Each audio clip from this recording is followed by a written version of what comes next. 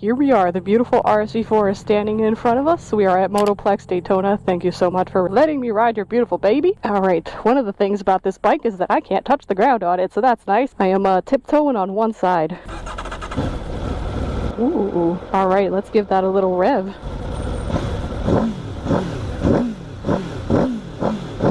Pretty, super snappy. That click into first is also pretty satisfying. Waddling out of this parking lot.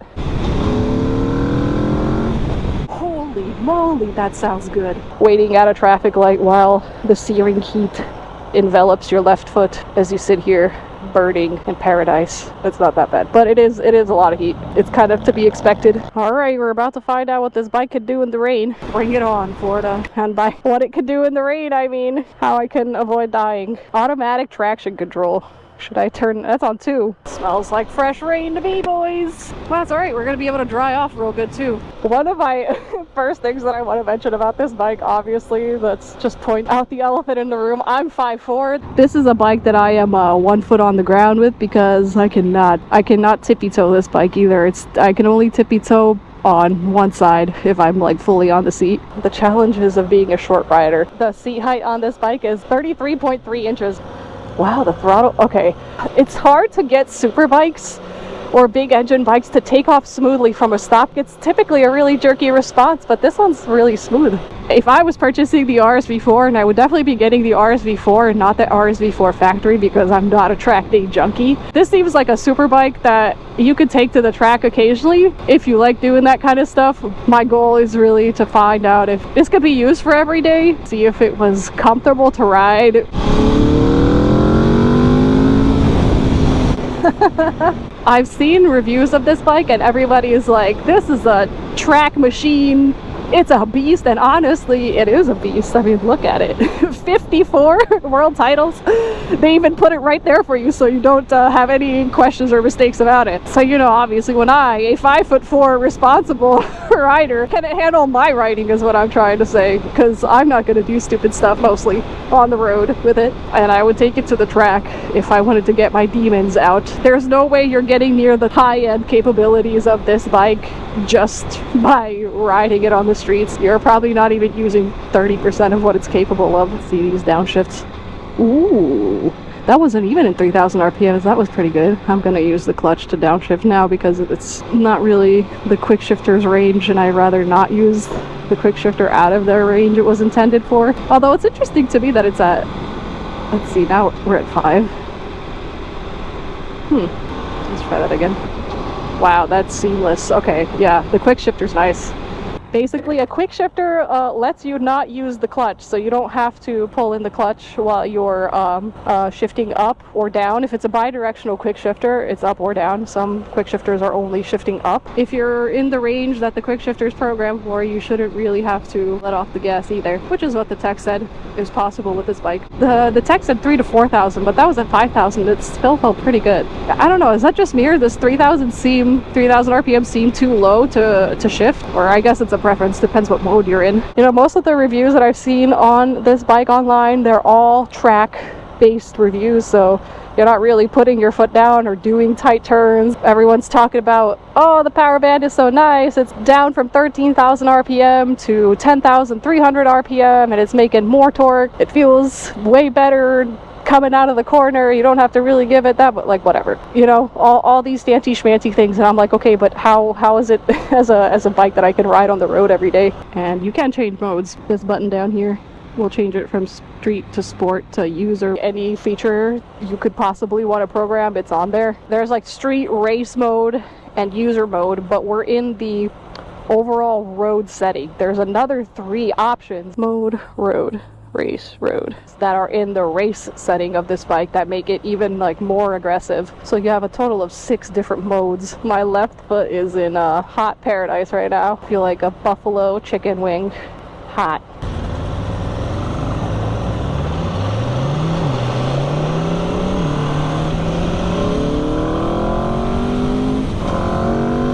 Wow. Nice. It's only 3rd gear, you guys. I expect no less from this super bike. You know, I will give it to Florida for all the straight roads and traffic and stops that they have. It is gorgeous to ride in Florida. Like, you got flowering trees. If you're new to the channel, I am originally from Pennsylvania. I'm down here on vacation. Well, working vacation. That's insane. I've not even gotten out of third gear and I'm going 55 miles an hour. Let's go into fourth. Fourth? It doesn't feel like I need to go out of fourth. The gears seem to be really long or tall. I don't know exactly what the right terminology for it is, but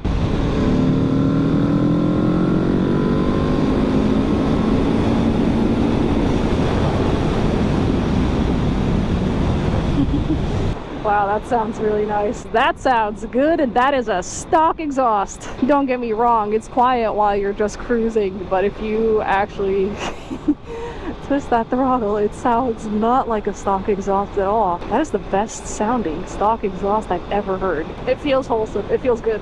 All right, we're sitting, what, right around 5,000 RPM at 79, 80. Not that you're buying this bike or anyone's buying this bike because they're concerned about the fuel efficiency of it, but yeah, I'm just saying it's nice. It's nice not to be super high in the rev range and screaming. It feels like you can relax a little bit more. Speaking of relax, there is a way to turn on the cruise control. You have to push this button to the left and hold it there. Then I think you do up to set it. There we go. Beautiful. I've never had a bike with cruise control.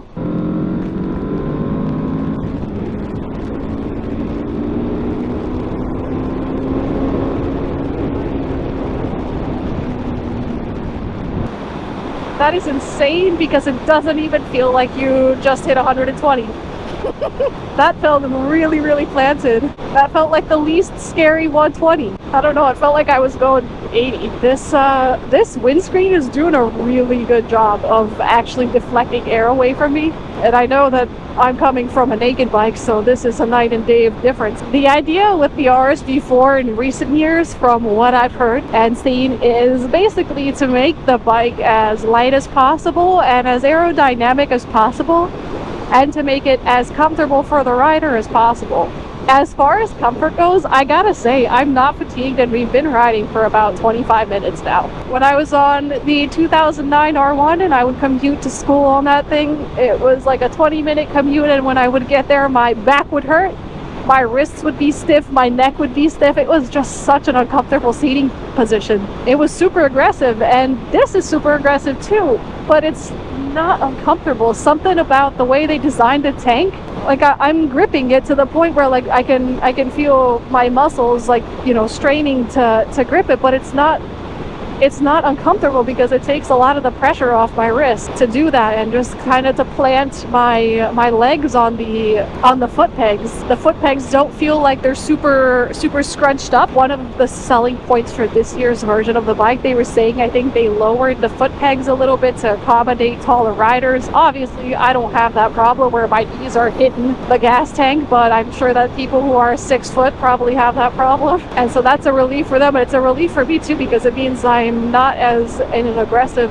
position with my knees, so I don't feel like my circulation is being cut off. And I've got a pretty good grip on the tank. There's no tank grips on this or anything, you know, it's just the paint, which is actually a matte paint, and it's pretty slippery. I find for some reason paint that is lustrous seems to like help you grip the tank better, but this one is a matte, so the tank is not super grippy, but it's still, I'm able to hold it and not be uncomfortable on it. Cruise control, I could turn that on and kind of give both of my wrists a break if I needed to. I really like that you have the option to adjust it up and down without having to really get back on the throttle. So if, for example, I see that the car in front of me is pulling away a little bit, I can just, okay, maybe they're not doing 63, they must be doing 64. Or if I'm getting a little too close, I can do the opposite thing. One thing that is not, I guess, useful for my little hands, I'm on the throttle right now and I'm in street mode. Let's say I wanted to be in sport mode. As you can see, my thumb can't reach that mode button, and I don't know if it's meant to be able to reach the mode button with your hand on the throttle. Maybe you're supposed to take it off, but either way, you know, my gloves are restricting me from kind of like pulling my finger too far out to touch that button. All right, now the age-old question: would I recommend the Aprilia RSV4 to a beginner rider? Yes, I would not recommend it to a beginner rider. The Aprilia RSV4 is designed for somebody who wants to be a racer and be part of that club, as you can see by the key tag. They very clearly outline it for you, and they have a beautiful sticker here to tell you that the Aprilia RSV4 has won 54 world titles, just in case you're confused about what bike you're riding. But it's proving out to be a actually beastly tame super bike for the street if you want it to be. I'm riding this thing and I'm not panicking.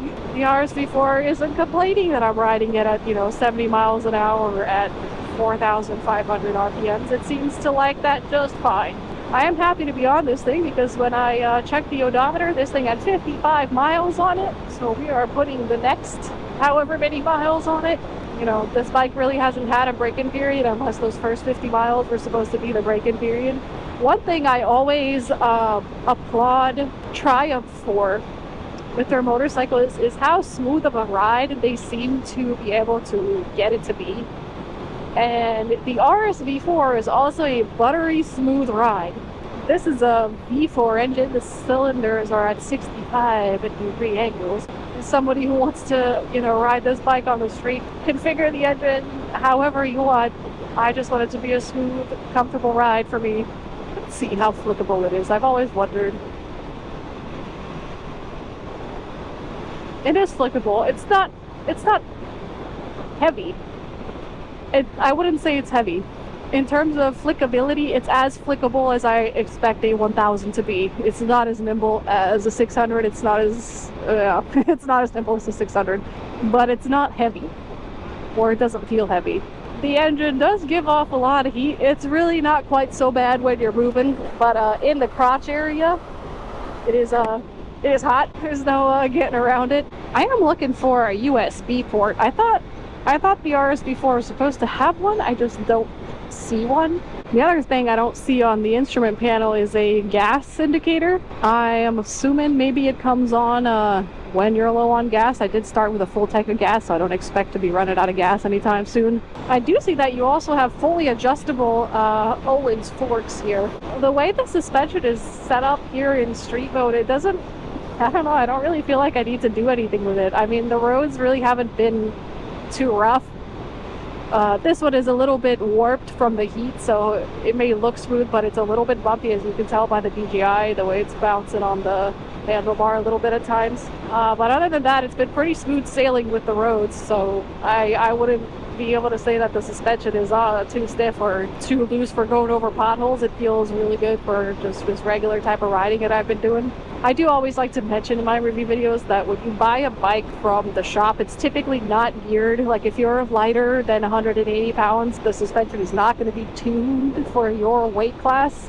It's never tuned for my weight class, which is why I always find suspension sometimes to be a little bit stiff on some bikes. The consensus I've been told by people who have been in the motorcycle industry longer than I have is that they will tune bikes usually for around 180 pounds. If you're far off from that number, you kind of need to play around with it to get something that might feel more like what the engineers intended the bike to feel like out of the factory. But so far I haven't had cause to complain about the suspension or anything. Of course, it wouldn't be a proper ride review of the RSV4 in Daytona without a little bit of rain. This RSV4 can do it all. Strangely, because it was so hot the entire time that we were riding, this cool rain feels really nice. I really did want this to be like an average rider experience on this thing, and the average rider gets stuck in the rain. So this is not a bad thing. Actually, this big windshield is doing a pretty good job of keeping the instrument cluster mostly rain-free. There's a couple of rain droplets on it, but sometimes I've seen people ask, what's the point of buying a large super bike if you're not going to go fast on it? And I think my perfect answer to that is because it takes discipline not to go fast on a bike like that. And if you can control yourself and not ride like an idiot on the streets, that means you have the self-discipline needed to master a bike like that. Are you really a true biker if you don't rev under an underpass? The answer is no. I did say this bike has a nice sounding stock exhaust, and I stand by that. It really does. Alright, we made it back to Motoplex Daytona in one piece. Let's do some final thoughts on the RSV4. This is a beastly super bike that can be tamed if you want to tame it. You can ride it peacefully on the street, I think. You don't have to go crazy. In terms of the comfort, I honestly didn't feel anything uncomfortable until about like 2 hours into the ride, and that was with one stop in the middle. That is a much better upgrade than what I'm used to comfort wise on super bikes. Not that you ever buy a super bike to be comfortable on it, but it's nice when you can get that out of it as an added bonus. The seat height is 33.3 inches. Scoot your butt off the seat a little bit and it'll be good. I would recommend the RSV4 honestly if you wanted to get a super bike that looks amazing and you can ride it on the streets and take it to the track whenever you wish. I think this is your machine. I will see you in the next one. Bye!